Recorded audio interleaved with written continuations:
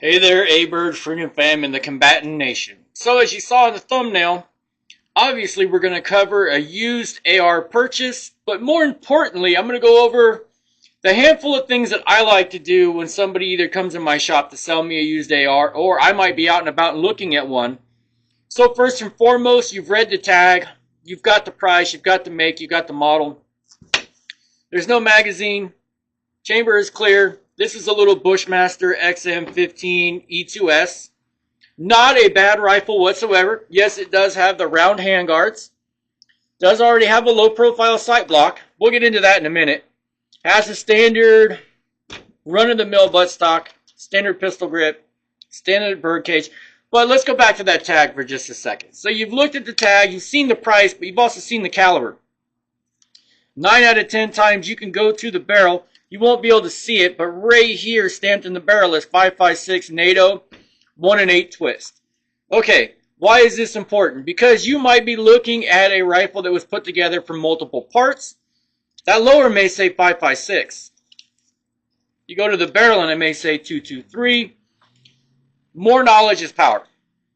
Okay, so I've got the rifle in my hand. Of course, I've got it cleared. I've heard whatever the person selling the rifle has told me. Usually it's a under-exaggerated round count to try to convince you that whatever price they have on the tag, I'm not going to disclose that, that's not important, is definitely worth it. But there are a few things that I like to check for to see how molested this used rifle could possibly be. So first, I go right to the end of the barrel and I look at the bird cage, muzzle device. I want to see, are there wrench marks on it? The crush washer. Is the crush washer there, facing the right direction, and not scarred up, nor is the end of the barrel? This is going to tell me if somebody's been dorking around with the muzzle device.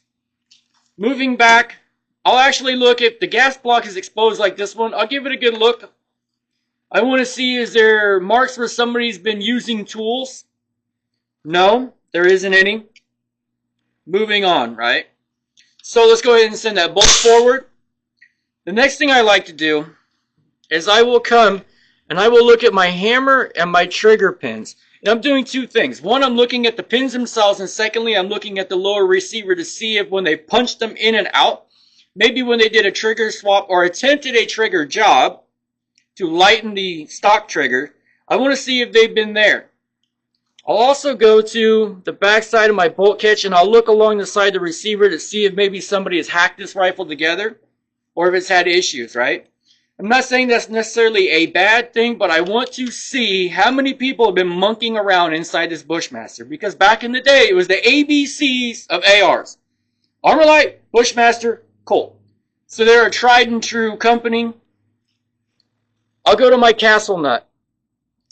I want to see, has somebody been changing buttstocks and going crazy? Is there a lot of wear on the buffer tube? Does the lock work? Everything is good and tight. There's no wrench marks on my castle nut where somebody's attempted to take it on and off. My back plate is good and straight. Go ahead and I'll pop my detent pins. And I'll pop the upper off the lower, just like so. I'll come back to my upper. Has somebody ground on the ears because maybe they tried to force match one company's upper to another company's lower and they weren't exactly happy? Is there a lot of slop and wear from jiggling around? Nope. So I'm going to move on. We can take a quick gander at my bolt carrier group. Everything looks good. No crazy wear. This is a used rifle. There is a tiny little bit of wear right alongside the gas key. Nothing major. Look at my charging handle. A lot of people will just kick this to the side. I want to see, is the top of it all ground up? Is the bottom ground up? Is it fighting with the lower? No issues there. And one thing I do like to look at, and you won't be able to see it on camera, maybe you might, let's try to get a little light in there, is I'll look at the gas tube itself. How filthy, crusted over with carbon is the gas tube? Because when that person tells you the rifle's got about 50 rounds through it, but they didn't do a good job cleaning it, or they cleaned it but the burnt carbon is still there, it's going to give you an idea that more rounds than what they told you has gone through it. Alright, so that's just a quick once over. I may or may not take the bolt apart to get into it deeper. I'll look at the front of the receiver and I'll look inside the ears for the front takedown pin. I want to make sure they haven't been hacked on, ground up. The upper hasn't been binding on the front of the mag well. I will place my index finger on the hammer and I will release it so that we don't slap it forward into the aluminum lower. Now when I look in from the top, the first thing I want to see is, has anybody tried to, and this one's obvious because it's still got its original black coloring. Has anybody tried to file on or play with the hammer, the disconnector? I'll rotate the safety just to see if it happens to roll all the way over, which it shouldn't. And then one of the things is I will look at the face of the buffer. There should be a little bit of a circle, but if that buffer's beat to shit, then I know that that bolt's hammering on that buffer. Things might not be as happy as somebody wants you to think they are. And I won't go to a point of embarrassing the owner of the rifle or the person selling it. I'll look in the mag well and I'll check and I'll see if there's any obvious deformities anywhere. So just a handful of things to look at and that I look at myself, because when somebody tells you a story about a rifle, they could be telling you the truth. They could actually tell you, hey, look, I've had this rifle for a few years. I've shot it a bunch, but I got a Daniel Defense, and now the Bushmaster needs to move on and become somebody else's first rifle. Okay, well, how many rounds have you put through it? Oh, man, you know, I'd probably put 1,000 or 2. Okay, now at that point, now I'm going in to the bolt. I'm looking at gas rings. I'm looking at the cam. How wore is the cam? How many times has it been cycling in there? Is the gas key worn down and beat up around the edge where the gas tube goes in? But primarily, just a quick down and dirty once over the rifle. The main thing I'm looking for is, has it been monkeyed with? Has it just been thrown around? Has it been mistreated? That'll give you a general indication of the quality of the used rifle you're looking at.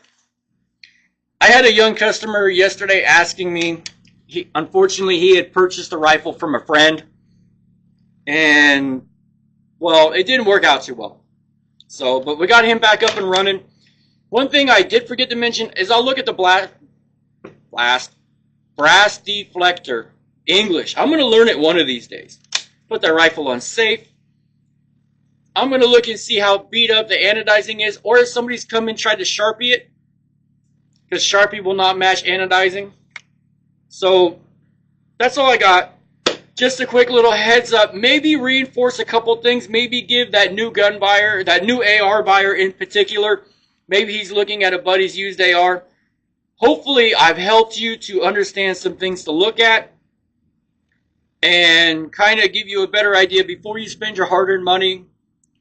Hopefully that helps. Everybody, as always, stay safe. If there's something that you look for when you buy a used rifle, go ahead and put that in the comments below so we can all use this as a community learning event. And we'll move on together, because I'm sure there's other things I didn't mention that maybe I checked that you do, but I didn't mention it. Put it down there. Everybody, stay safe. Like, comment, subscribe, all that good jazz. And we'll move on with our 2A journey together as the channel grows. Everybody stay safe.